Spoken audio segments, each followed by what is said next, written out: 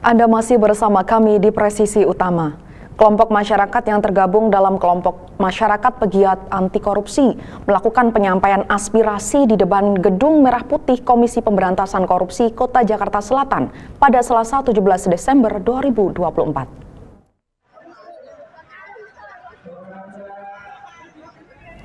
Dalam penyampaian aspirasi ini, kelompok masyarakat pegiat anti korupsi menyampaikan beberapa tuntutan terkait dengan penanganan kasus korupsi yang masih terkatung-katung di Komisi Pemberantasan Korupsi. Dalam salah satu tuntutan dalam penyampaian aspirasinya, kelompok masyarakat pegiat anti korupsi ini meminta Komisi Pemberantasan Korupsi untuk menyelesaikan masalah korupsi yang utamanya berkaitan dengan pidana korupsi yang dilakukan oleh Harun Masiku. Polda Metro Jaya bersama dengan Polres Jakarta Selatan melakukan pengamanan dan pengawalan hingga aksi penyampaian aspirasi usai.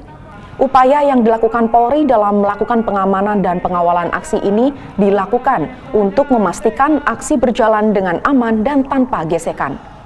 Dalam aksi ini, kelompok masyarakat pegiat anti korupsi juga mendorong aparat hukum untuk menindak siapa saja yang mencoba menghalangi proses hukum demi mewujudkan visi Indonesia yang bermartabat, adil, dan bersih. Dan memproses Harun Masiku itu. Inilah kawanku dan Kapolri bersama Menteri Pemberdayaan Perempuan dan Perlindungan Anak Selasa 17 Desember resmi meluncurkan Direktorat Tindak Pidana Perempuan dan Anak dan Pidana Perdagangan Orang atau Ditipid PPA dan PPO.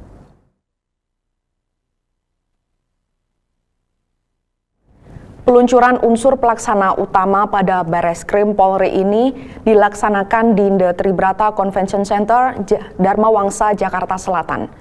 Peluncuran dihadiri para pejabat utama Mabes Polri, serta Kadif Humas Polri Irjen Pol Sandi Nugroho dan Direktur Tipid PPA dan PPO, Brigjen Pol Desi Andriani.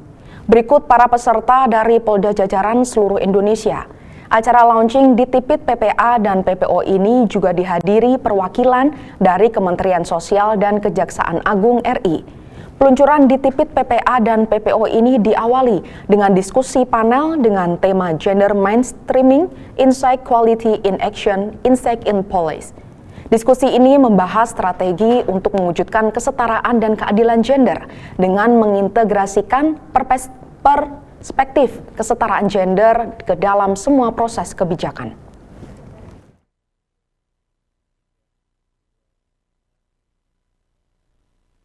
TNI, Polri, dan seluruh stakeholder tentunya akan bergabung bersama dan kita sudah menyiapkan 2.794 posko terdiri dari 1.852 pos PAM, 735 pos pelayanan, dan 207 pos terpadu untuk mengamankan 61.452 objek pengamanan, diantaranya gereja, pusat perbelanjaan, terminal, stasiun, pelabuhan, bandara, objek wisata maupun objek perayaan Tahun Baru. Tentunya dengan penggelaran personil dan seluruh stakeholder terkait yang ada, kita harapkan bahwa perayaan dan pengamanan Nataru tahun 2024 ini betul-betul bisa berjalan dengan baik dan masyarakat betul-betul bisa terlayani. Menteri Pemberdayaan Perempuan dan Perlindungan Anak Arifatul Khoiri Fauzi mengapresiasi kehadiran Direktorat Tipid PPA dan PPO di lingkungan Bareskrim Polri.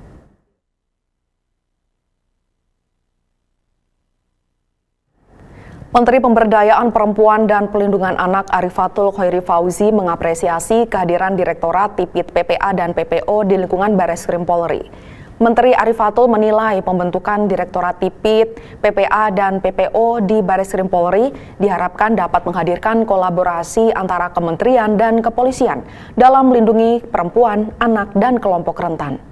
Sebuah kerjasama yang diharapkan dapat menghadirkan rasa aman serta menekan angka kekerasan terhadap perempuan dan anak serta kelompok rentan. Kementerian Perlindungan Perempuan dan Anak pun memastikan telah siap untuk bersinergi bersama Polri guna melindungi perempuan, anak-anak, dan kelompok rentan dari berbagai ancaman kekerasan. Teman-teman wartawan, pagi hari ini kami dari Kementerian Pemberdayaan Perempuan dan Perlindungan Anak menghadiri undangan launching peresmian Direktorat PPA dan PPO. Ini merupakan komitmen yang nyata, komitmen yang tegas sekali dari Kepolisian Republik Indonesia untuk bersama-sama bersinergi dengan kementerian kami dalam mengurangi kekerasan terhadap perempuan dan kekerasan terhadap anak maupun kekerasan yang dilakukan oleh anak. Kalau tadi telah disampaikan oleh Bapak Kapolri bahwa proses pembentukan Direktorat PPA dan PPO ini membutuhkan waktu yang sangat panjang karena ada beberapa hal yang secara teknis harus dibicarakan secara detail.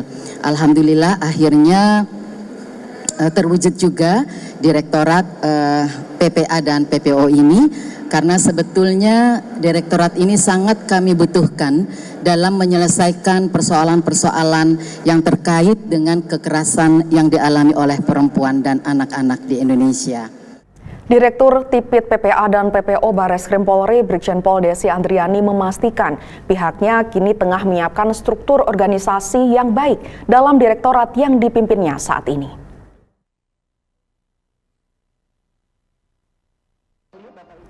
Direktorat yang dipimpinnya ini menurut Brigjen Pol Desi akan fokus pada perlindungan anak dan perempuan, termasuk diantaranya anak yang berhadapan dengan hukum serta kelompok rentan yang berhadapan dengan hukum.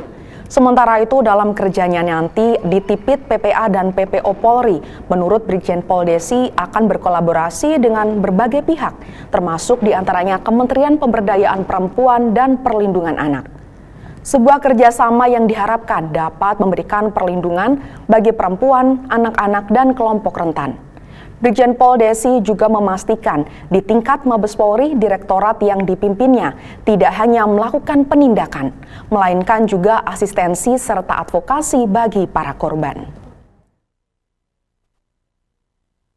Baik, alhamdulillah pagi hari ini kita telah menyaksikan dalam kegiatan Gender Mainstreaming Insight, Equality in Action, and Insight in Policy, di mana salah satu rangkaian kegiatan adalah launching Direktorat Tindak Pidana Pelindungan Perempuan dan Anak dan Pemberantasan Perdagangan Orang Barreskrim Polri.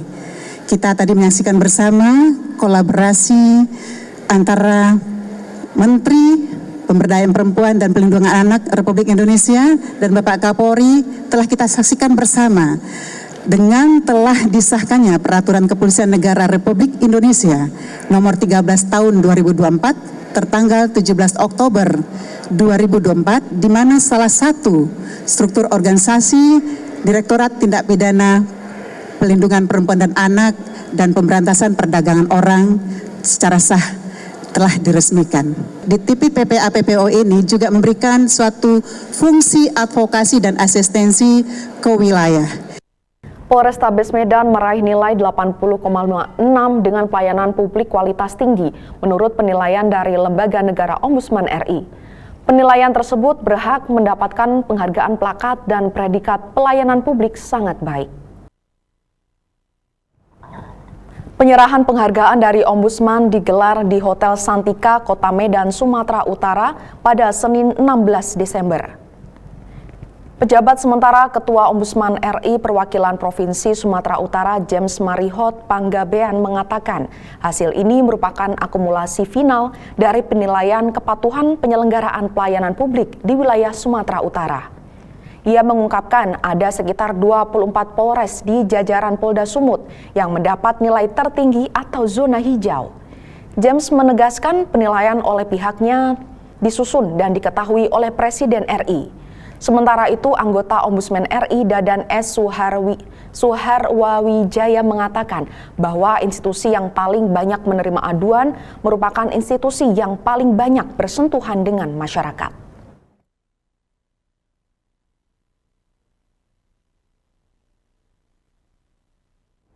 Sementara itu, Polresta Tidore turut menerima penghargaan dari Lembaga Negara Ombudsman RI dengan nilai pelayanan publik kualitas tinggi mencapai 86,52 dan masuk dalam zona hijau dengan kualitas tinggi.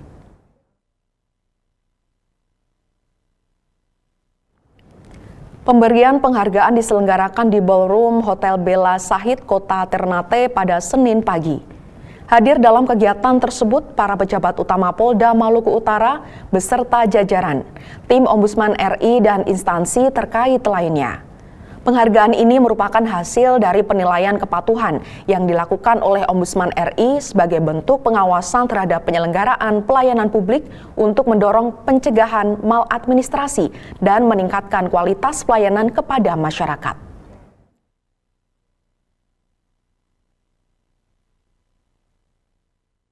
Kita ke Jawa Timur. Kapolres Situbondo AKBP Rezi Darmawan bersama personel Polres Situbondo melakukan penyekatan antisipasi gesekan pendukung paslon pasca hasil quick count TPS serta mengamankan rekapitulasi perhitungan suara Komisi Pemilihan Umum di Situbondo, Jawa Timur.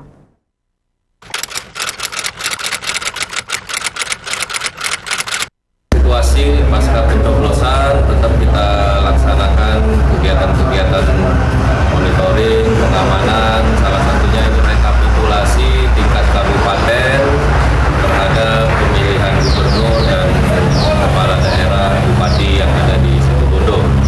Kita masih melaksanakan pengamanan. Untuk kegiatan hari ini diterjunkan personil Polres, dibantu TNI, kemudian rekan-rekan dari Dishub, Pol PP untuk sama-sama kita melaksanakan kegiatan pengamanan rekapitulasi surat suara di tingkat kabupaten.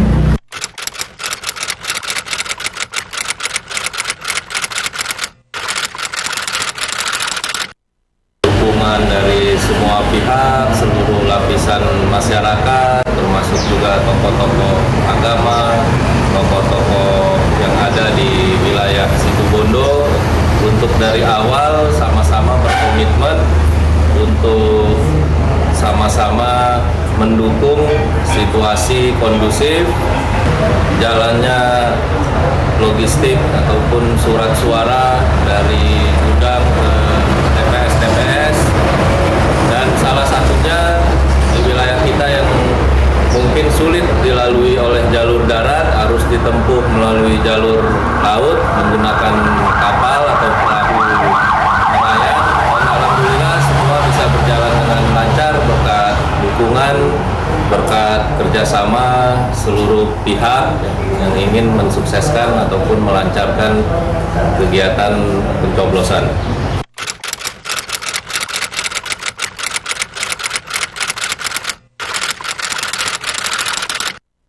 Ya, tentu kami Polres, kemudian dari Kodim juga sampai saat ini masih melakukan upaya-upaya cooling system, himbauan-himbauan kepada masyarakat untuk kita semua menjaga situasi tetap berjalan kondusif.